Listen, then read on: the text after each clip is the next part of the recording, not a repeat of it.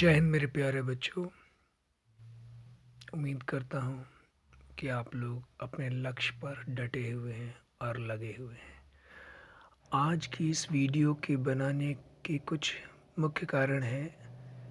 कुछ बच्चों के कुछ कन्फ्यूजन्स हैं, तो आज की इस वीडियो में हम उस पर प्रकाश डालेंगे कि किस तरह से हम अपने लक्ष्य की ओर आगे बढ़ सकते हैं। थोड़ा बहुत मैं आपको इस ग्रुप में जुड़े हुए जो आईएएस एस्पिरेंट्स हैं उनके बारे में बताना चाहूँगा। इस ग्रुप में जो आईएएस एस्पिरेंट्स हैं उसमें से कुछ बच्चे स्कूल जाने वाले स्टूडेंट्स हैं, कुछ ऐसे हैं जो कॉलेज कर रहे हैं, कुछ ऐसे हैं जो जॉब कर रहे हैं और कुछ ऐसे भी हैं जो गवर्नमेंट जॉब में हैं।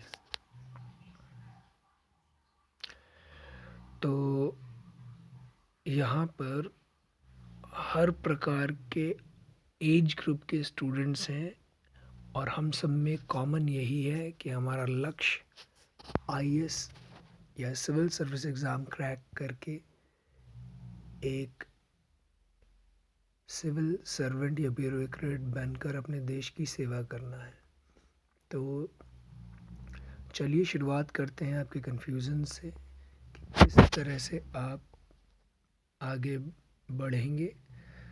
तो मैंने कुछ दिन पहले काफ़ी सारी पोस्ट करी थी जिस पर कुछ क्वेरीज़ भी आई थी बच्चों की तरफ से। तो सबसे पहले देखते हैं इस पोस्ट में, जो पोस्ट आपकी पर्सनैलिटी और आपके रोड मैप पर फोकस करता है। तो देखिए, सबसे पहली चीज़ होती है कि आपको खुद पर यकीन होना चाहिए, अपने सपने पर यकीन होना चाहिए। आप सबको पता होगा कि सिविल सर्विसेज के एग्ज़ाम्स में लाखों बच्चे अपीयर होते हैं और उनमें से फाइनल एग्ज़ाम में आप ये कह लीजिए लगभग 1000 और लेस देन 1000 कैंडिडेट्स का सिलेक्शन होता है। तो सबसे पहले विश्वास रखिए खुद पर कि आप सिविल सर्विस एग्ज़ाम क्रैक कर सकते हैं। दूसरी चीज़, सपना देखना और सपने के लिए मेहनत करना दो अलग अलग चीज़ें होती हैं। तो इसलिए सबसे पहले खुद पे ट्रस्ट कीजिए और लाइफ में जितने भी डिस्ट्रैक्शंस हैं, जितनी भी चिंताएं हैं जो कहीं ना कहीं आपको अपने लक्ष्य से भटका देती हैं, उनसे हमेशा दूर रहिए। अपना लक्ष्य हमेशा अपने दिमाग में रखिए। सोते जागते कुछ भी करते हुए हमेशा आपका जो गोल है उसका कंसर्न आपके दिमाग में होना चाहिए कि आप जैसे भी समय बचाते हैं। देखिए, क्योंकि आप स्कूल के स्टूडेंट्स हैं, कॉलेज के स्टूडेंट हैं, आप में से कुछ वर्किंग भी हैं, तो हमारे पास सबसे बड़ी कमी समय की है। तो अपने हर काम को तेज़ी से फुर्ती से कीजिए जिससे कि आप समय बचा सकें और अपना समय इस आईएएस की प्रिपरेशन में दे सकें। नेक्स्ट है रोड मैप। आपको एक रोड मैप तैयार करना होगा कि चलिए आप किस तरह से अपनी डेली शेड्यूल में से टाइम निकाल कर इसकी प्रिपरेशन करेंगे। ये बहुत इम्पॉर्टेंट है। तो इसके लिए आपको पूरा अपना शेड्यूल तैयार करना होगा। आपको देखना होगा कि आप कहाँ कहाँ से समय बचा सकते हैं और फिर उनको फ्रूटफुली यूटिलाइज़ करना होगा। तो इसके लिए आप कोई शेड्यूल बनाना होगा और उसमें कुछ समय भी निर्धारित करना होगा कि जैसे मान लीजिए आप करंट अफेयर्स पढ़ रहे हैं, मान के चलिए आपकी स्कूलिंग भी है, कॉलेजेस भी हैं, तो आप कैसे समय निकालते हैं। बहुत आसान तरीके हैं। आजकल टेक्नोलॉजीज़ ने हमें बहुत ज़्यादा फ्रीडम और बहुत ज़्यादा तरीके दे दिए हैं पढ़ने के। अब वो ट्रेडिशनल तरीका तो जो सदियों से लोग फॉलो करते हैं वो तो है ही, साथ में हमारे पास टेक्नोलॉजी भी है। जैसे एग्जाम्पल के तौर पर मैं बताना चाहता हूँ मैं करंट अफेयर्स कैसे पढ़ता था। करंट अफेयर्स के लिए आई हैड माई फ़ोन और मान लीजिए मैं कुछ वर्क कर रहा हूँ तो मैंने जैसे कोई सॉन्ग चला देता, ठीक उसी तरह से करंट अफेयर्स यूट्यूब पर या कोई भी ऑडियो जिसकी मैंने चला दी and I am just doing my work, तो उससे क्या हो रहा है कि अब मेरा फोकस उस ऑडियो पर है जो चल रहा है और मैं अपना कोई भी अदर वर्क कर रहा हूँ। सो इस तरह की कुछ छोटी छोटी चीज़ें, या फिर मान लीजिए जब मैं स्कूल जाया करता था तो मैं अपने कम्यूटिंग यानी जब मैं घर से स्कूल या स्कूल से घर आता था तो उस टाइम बस में जाता था, तो what you I use to do कि मैं वीडियोस ऑन करके और अपने मोबाइल पे फोकस करता था, ईयरबड्स लगाता था। तो इस तरह से कुछ छोटी छोटी चीज़ें हैं जिनको आप फोकस कर सकती हैं। मान लीजिए जब आप कुकिंग कर रहे हो, कुकिंग करने में मान लीजिए आपको आधा घंटे से 1 घंटा लगता है, तो ये समय भी आप यूज़ कर सकते हैं। तो इस तरह से बच्चों हमें कुछ इनोवेटिव आइडियाज़ भी लेकर आने हैं जिसमें कि एक तरह से रिवीजन भी कर सकें और कोई अदर वर्क भी किया जा सके। हाँ, ये थोड़ा सा है कि इतना फ्रूटफुल नहीं होता है क्योंकि जब आपका ध्यान बटा होता है तो उतनी क्वालिटी नहीं आती, बट हाँ जहाँ कुछ नहीं हो रहा है वहाँ ये ऑप्शन सही रहेगा। नेक्स्ट जो ये मेरे पोस्ट थे इसका मेन टारगेट ये था कि हर दिन आप कुछ ना कुछ करिए अपने टाइम अवेलेबिलिटी के अनुसार, ठीक है। मतलब अगर आप सिर्फ करंट अफेयर ही पढ़ पा रहे हैं तो ये जो डेली रिपोर्ट मैंने इसमें बनाई है मैं आपको दिखाना चाहता हूँ, ये वाली डेली रिपोर्ट। तो ये डेली टास्क आपको at the end of the day send करना है जिसमें आप मेंशन करेंगे कि आपने क्या क्या पढ़ा। आपने हिस्ट्री पढ़ी, ज्योग्राफी पढ़ी, करंट अफेयर्स में क्या टॉपिक्स पढ़े, टेस्ट क्या कोई आपने क्विज़ या टेस्ट अटेम्प्ट करके देखा, उसमें कितने क्वेश्चंस थे, आपके कितने सही हुए। और मेंस आंसर राइटिंग, आपको पता है मेंस एग्ज़ाम जो होता है उसके अंदर क्वेश्चंस होते हैं, आपको क्वेश्चंस को डिटेल्ड में लिखना होता है और ये दिखाता है अंडरस्टैंडिंग कि आपको उस विषय के बारे में कितना ज्ञान है। और एक अच्छा आईएएस एस्पिरेंट वो होता है जो उसके मल्टीपल डायमेंशंस यानी उसके अलग अलग जो पर्सपेक्टिव्स हैं वो वहाँ मेंशन कर सके।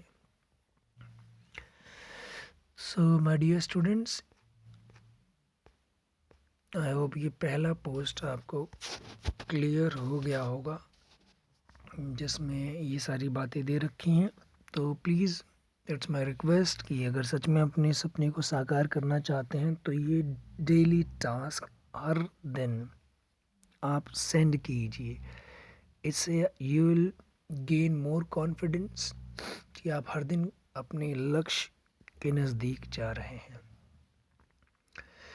और इसमें आप देखिए स्टडी करने का टाइम निकालना है और प्रीवियस ईयर सैम्पल पेपर्स या क्वेश्चन पेपर्स भी सॉल्व करने हैं। उससे आपको आइडिया होगा कि सिविल सर्विस में किस तरह के क्वेश्चंस पूछे जाते हैं। अगर कोई टॉपिक पढ़ रहे हैं तो कितने अच्छे से कितने डिटेल में उस टॉपिक को पढ़ना है। चलिए अब आते हैं compulsory task for every sincere and committed IAS aspirant. इस पोस्ट में जो फोकस किया गया है आपके पढ़ने के तरीके पे। तो जैसे आप यहाँ देख सकते हैं, यहाँ हमने सबसे पहले रीडिंग मेथड मेंशन कर रहे हैं, फर्स्ट सेकंड एंड थर्ड। उसके बाद में नोट्स मेकिंग पर फोकस है, ठीक है। और लास्ट में आंसर राइटिंग दिया गया है। तो देखिए करना क्या है, बिकॉज ये रीडिंग नोट्स मेकिंग वाला जो प्रोसेस है और आंसर राइटिंग, ये आप अपने जो सब्जेक्ट्स आप पढ़ रहे हैं स्कूल लेवल पर या कॉलेज लेवल पर, चाहे आप बीसीए कर रहे हो, चाहे आप 6th क्लास के स्टूडेंट हो, ये सब पर एप्लीकेबल है। इसमें देखिए पहली रीडिंग में क्या है कि कोई भी चैप्टर या कोई भी टॉपिक जो आप ले रहे हैं पहले उसको पढ़िए। और फर्स्ट रीडिंग में आपका पूरा फोकस होना चाहिए उस कंसेप्ट को समझने में। तो जस्ट स्टार्ट रीडिंग, जो भी वर्ड्स आपको नहीं आते उनको अंडरलाइन कीजिए, डिक्शनरी में इनका मीनिंग देखिए, जो बेस्ट मीनिंग है उसको वहाँ सेट कीजिए एंड अंडरस्टैंड द मीनिंग समझिए और कंसेप्ट समझिए। तो ये फर्स्ट रीडिंग है, इसके अलावा आपका फोकस किसी और चीज़ पर नहीं आना चाहिए। बात करते हैं सेकंड रीडिंग की। जब एक बार आप पढ़ चुके हैं और जब आप दोबारा पढ़ने जा रहे हैं तो आप क्या करिए, जो मैं करता हूँ, मैं एक बार जो चैप्टर के एंड में एक्सरसाइजेज दी गई हैं उनको एक बार पढ़ के देखता हूँ कि किस तरह के क्वेश्चंस पूछे गए हैं। और अगर आप पे प्रीवियस ईयर के क्वेश्चंस हैं जो बोर्ड में आए हुए हैं या जो आईएएस एग्ज़ाम में आए हुए हैं तो आप एक बार उनको भी पढ़ लीजिए। तो उससे आपको आइडिया हो गया कि ओके मैंने ये पढ़ा है और किस तरह के क्वेश्चन पूछे जा रहे हैं। यानी अब आप उसे पढ़ चुके हैं और किस तरह के क्वेश्चन पूछे जा रहे हैं। अब जब आप सेकेंड रीडिंग करेंगे तो आप एक पेंसिल लीजिए और अब आप अंडरलाइन कीजिए। अब जब आप अंडरलाइन करेंगे, क्योंकि आपने प्रीवियस ईयर के क्वेश्चन पेपर भी देखे हैं, आपने बुक्स के एंड में जो एक्सरसाइज दी हुई हैं उनको भी पढ़ा है, तो अब आप कुछ इम्पॉर्टेंट जो टॉपिक्स हैं उनको आप अंडरलाइन कर सकते हैं। तो अब आप 2 बार रीडिंग कर चुके हैं और आपको एक फेयर आइडिया हो चुका है इस टॉपिक के बारे में। अब बात करते हैं थर्ड रीडिंग की। अब थर्ड रीडिंग कैसे मैं करता था, तो थर्ड रीडिंग में आपने जो वो टॉपिक्स पढ़े हैं उनको आप अपने फ्रेंड से, अपने टीचर से जो डाउट्स हैं डिस्कस कर सकते हैं। अगर कोई नहीं है तो आप गूगल करिए जो भी इसमें डाउट्स हैं, जो भी कुछ और आपकी क्वेरीज़ हैं। उसके बाद में आप जब डिस्कशन करेंगे टीचर से या गूगल पे सर्च करेंगे तो डेफिनेटली कुछ और इन्फॉर्मेशंस आपकी ऐड ऑन हो जाएंगी, आपको कुछ और सीखने को मिलेगा। अब है लास्ट रीडिंग की बारी। अब आप एक बार फिर उसी टॉपिक को या उसी चैप्टर को पढ़िए। इस बार आप हाइलाइटनर या स्केच पेन यूज़ कर सकते हैं। और अब आप देखिए इस रीडिंग में आप जो मेन कीवर्ड्स हैं, जो की पॉइंटर्स हैं उनको अंडरलाइन कीजिए। और जो भी एडिशनल इन्फॉर्मेशन आपको किसी भी सोर्स से मिली है उसको वहाँ पर पेन से ही, जहाँ जो स्पेस दिया होता है आपके बुक में, वहीं नोट डाउन कर लीजिए। यानी अब आपने कंसोलिडेट कर लिया। अब आप उस टॉपिक को पढ़ चुके हैं, चैप्टर वाइज जो इसमें दे रखा है उसको कवर कर चुके हैं, समझ चुके हैं, डाउट्स अपने टीचर से या गूगल से डिस्कस कर चुके हैं। और जो भी एड ऑन है, जो भी एक्स्ट्रा इन्फॉर्मेशन है जो उसके लिए बहुत इंपॉर्टेंट है, वो भी वहीं बुक में ही नोट कर चुके हैं। तो स्टूडेंट्स, ये तीनों जो रीडिंग के अलग अलग स्टेजेस हैं या फेजेस हैं, जब आप इसको फॉलो करते हैं तो इससे आप एक बहुत अच्छे कमांड बना लेते हैं अपने उस टॉपिक पर। और ध्यान दीजिएगा किसी भी एग्ज़ाम में 2 चीज़ों पर फोकस होता है। पहला होता है कंसेप्ट और दूसरा होता है फैक्ट्स। और इन तीनों रीडिंग में आप इन दोनों चीज़ों पे फोकस करेंगे। आप ऐसा कर सकते हैं, फैक्ट्स को पेन से अंडरलाइन कर लीजिए, जो मेन कीवर्ड्स हैं, जो मेन इम्पॉर्टेंट टॉपिक्स हैं उन्हें हाइलाइटनर से अंडरलाइन कर लीजिए। चलिए, अगर आप रीडिंग थॉरली कर चुके हैं, अब नेक्स्ट आता है नोट्स मेकिंग। यानी अब आप सारा चैप्टर समझ चुके हैं, सारा टॉपिक समझ चुके हैं। अब अपनी लैंग्वेज में, ध्यान दीजिए, अपनी लैंग्वेज में उसका आंसर लिखिए।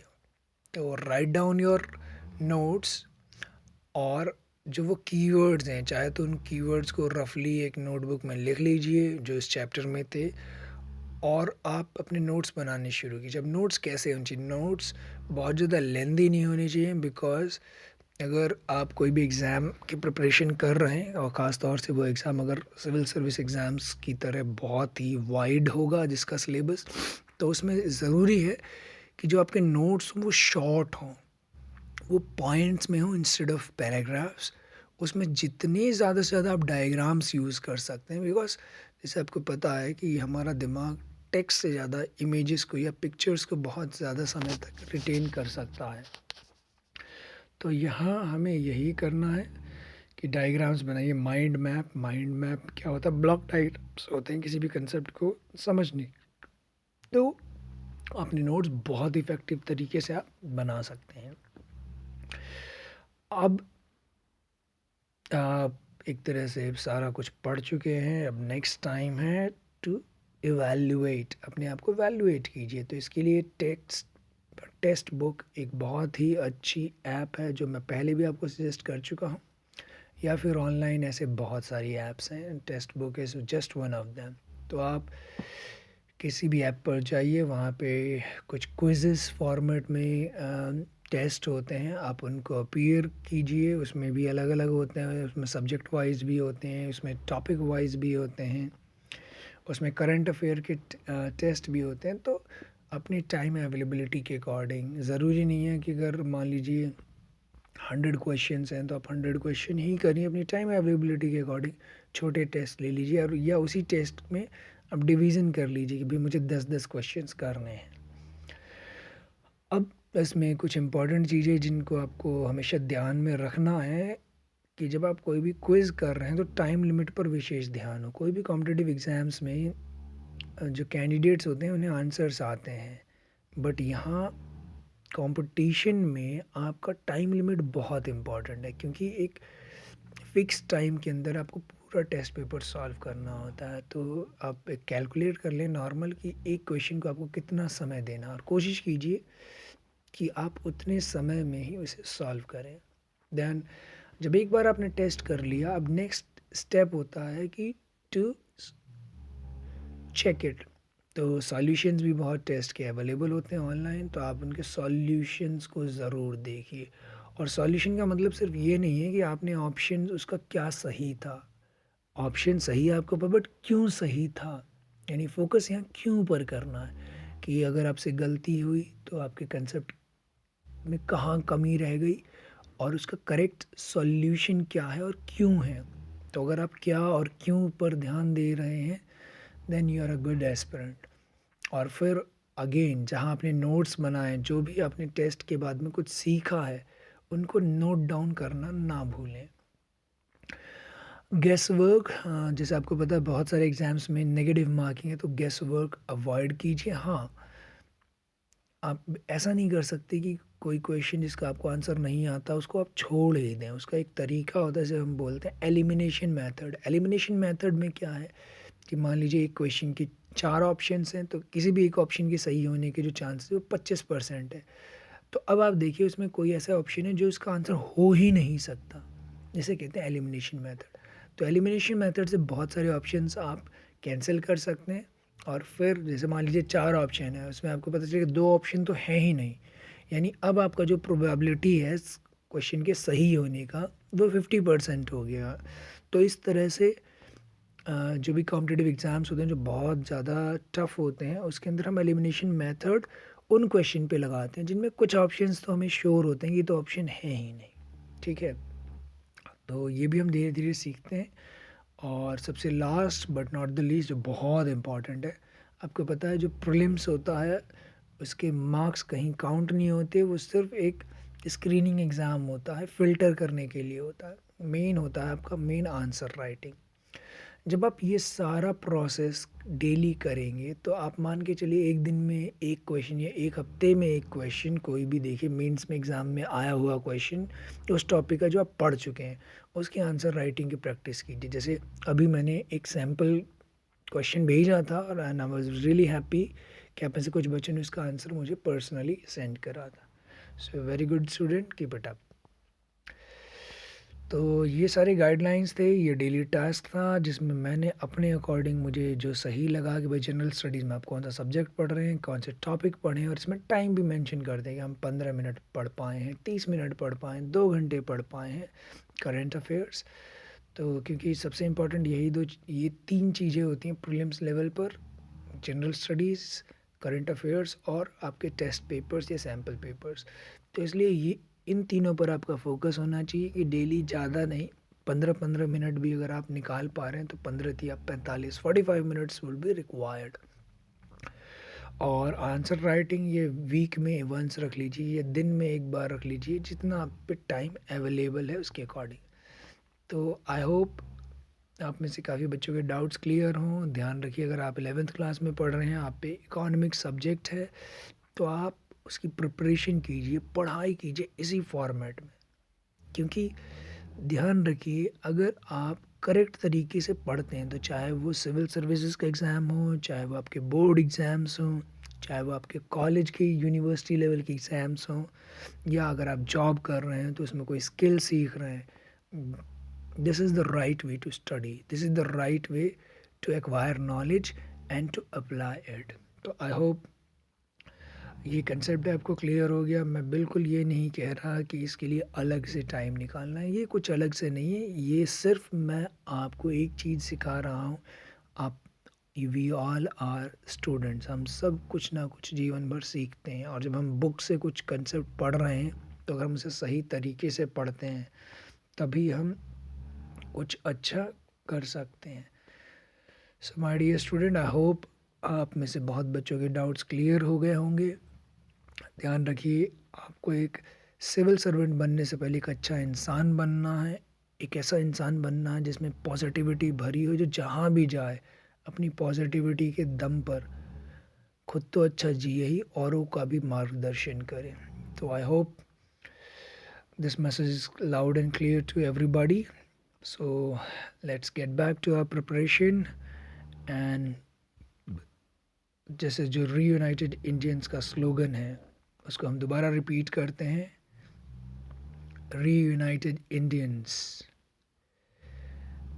an initiative or a mission to discover your true potentials to serve our nation, our motherland, Bharat. Jai Hind.